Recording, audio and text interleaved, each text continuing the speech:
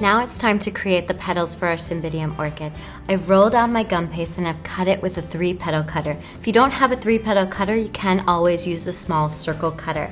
But I have my 3-petal cutter and I'm going to pinch off and separate all 3 petals, keeping the 2 that I'm not using aside until I'm ready to use them, and keep them underneath plastic so that they don't dry out. Now I need to individually wire each one of the petals. So I'm going to fold over the end of the petals just so I get a nice smooth surface to start.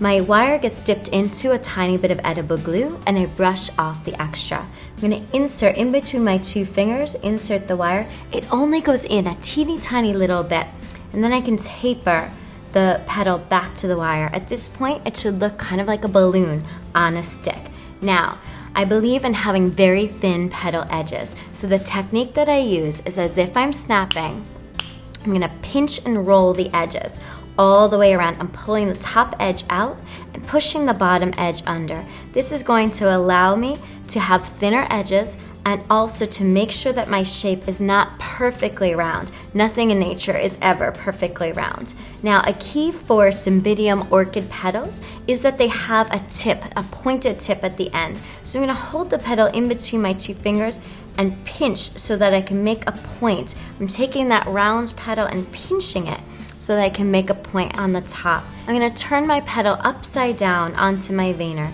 This veiner was made from a rose petal that we pressed into food grade silicone. You can though just buy a veiner specifically made for an orchid. I'm going to work on the edges first, pressing down, and I press in so that my fingers are half on the petal and half off the petal. I don't want my fingers to just be all the way on the petal. I'll never get the edges very thin.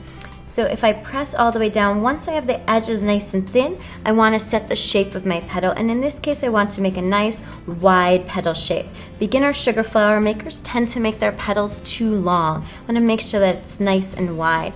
Once I have pressed all over my petal, I can pick it up and see all of the veins that I've put on there.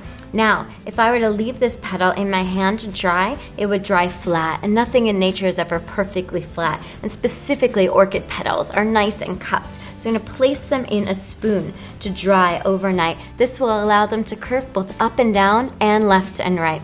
Leave the petal. We need 5 of them for each orchid that we're going to be making. We're going to leave our 5 petals in our spoons to dry overnight. Once we have all the pieces dry, we'll be ready to assemble.